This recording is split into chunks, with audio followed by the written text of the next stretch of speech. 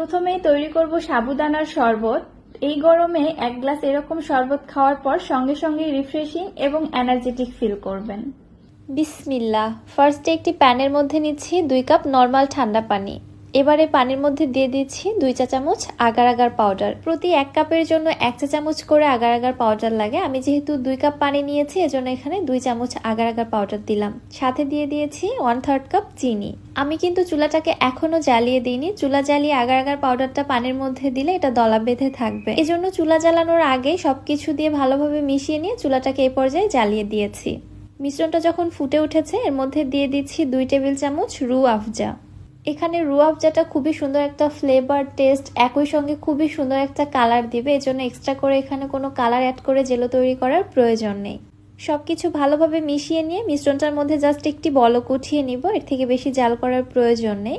মিশ্রণটা ফুটে ওঠার পর চুলা থেকে নামিয়ে সঙ্গে সঙ্গে গরম থাকা অবস্থায় অন্য একটি পাত্রের মধ্যে ট্রান্সফার করে নিচ্ছি। এরকম স্কোয়ার শেপের পাত্র নেওয়ার চেষ্টা করবেন এবং তলার অংশটা যেন অবশ্যই সমান হয়। এবার এই মিশ্রণটাকে আমি নর্মাল ফ্রিজে রেখে দিচ্ছি আধা ঘন্টার জন্য। এরই মধ্যে জেলোটা খুব সুন্দরভাবে সেট হয়ে যাবে।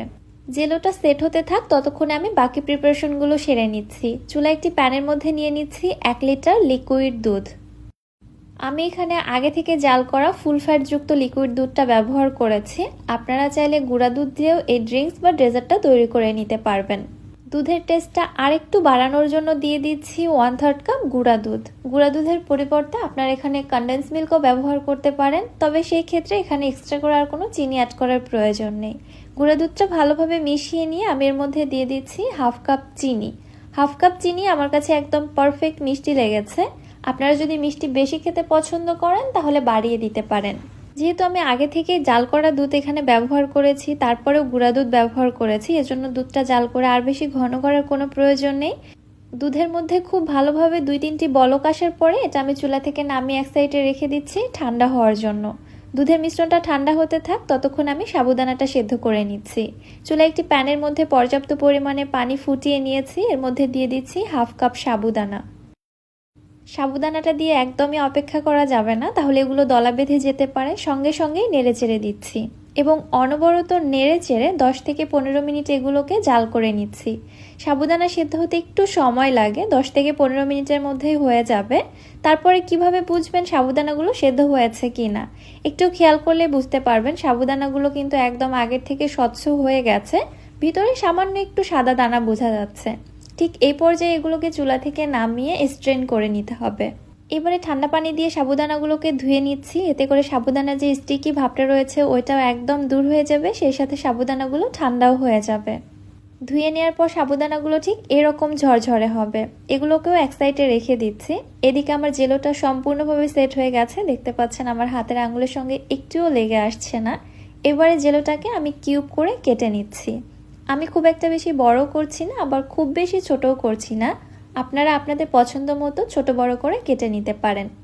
এবার জেলোগুলোকে আমি ঠিক এইভাবে আলাদা করে নিচ্ছি।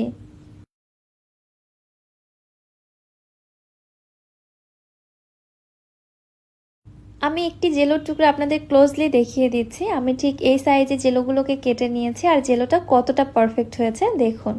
এদিকে জাল করে রাখা দুধটাও খুব সুন্দরভাবে ঠান্ডা হয়ে গেছে। এবার এর মধ্যে আমি সাবুদানাগুলোকে দিয়ে খুব ভালোভাবে মিশিয়ে নিচ্ছি। মিশিয়ে নেওয়ার পর দিয়ে দিচ্ছি জেলোর টুকরোগুলো। আমি যে পরিমাণে জেলো তৈরি করেছিলাম সম্পূর্ণটা এখানে দিয়ে দিলাম। সাথে দিয়ে দিচ্ছি 3 টেবিল চামচ কিশমিশ, 1.5 টেবিল চামচ পেস্তা বাদাম কুচি। এই ড্রিঙ্কসের মধ্যে বাদাম এবং কিশমিশটা কিন্তু খুবই বেশি মজা লাগে, অবশ্যই আপনারা দেওয়ার চেষ্টা করবেন। এবারে সবকিছু একসঙ্গে খুব ভালোভাবে মিশিয়ে নিচ্ছি। তৈরি হয়ে গেল খুবই রিফ্রেশিং এবং হেলদি একটি ড্রিঙ্কস অথবা ডেজার্ট। ড্রিঙ্কসের টেস্টটা আর একটু বাড়ানোর জন্য, সেই সাথে কালারটা একটু চেঞ্জ করার জন্য দিয়ে দিচ্ছি আমি 2 টেবিল চামচ রুহ আফজা। এটা টোটালি অপশনাল, আপনারা চাইলে দিতে পারেন, আবার স্কিপও করতে পারেন। যেহেতু জেলোর মধ্যে রুহ আফজা অলরেডি ব্যবহার করা হয়েছে, সো এখানে কিন্তু রুহ আফজার সুন্দর একটা ফ্লেভার পাওয়া যাবে। সো এই পর্যায়ে রুহ আফজাটা না দিলেও চলবে। সবকিছু ভালোভাবে মিশিয়ে নেওয়ার পরে দেখুন ড্রিঙ্কসের কালারটা কতটা লোভনীয় হয়েছে, সেই সাথে এটা খেতেও অনেক বেশি মজার। সবকিছু ভালোভাবে মিশিয়ে নিয়ে এই ড্রিঙ্কসটি আপনারা নর্মাল ফ্রিজে রেখে দিবেন। এছাড়াও এই ড্রিঙ্কসটি একদিন বানিয়ে 2 থেকে 3 দিন পর্যন্ত নর্মাল ফ্রিজে রেখেই খাওয়া যাবে। সো প্রতিদিন তৈরি করে নেওয়ার কিন্তু ঝামেলাটাও করতে হবে না। আশা করছি রেসিপিটি আপনাদের কাছে ভালো লেগেছে।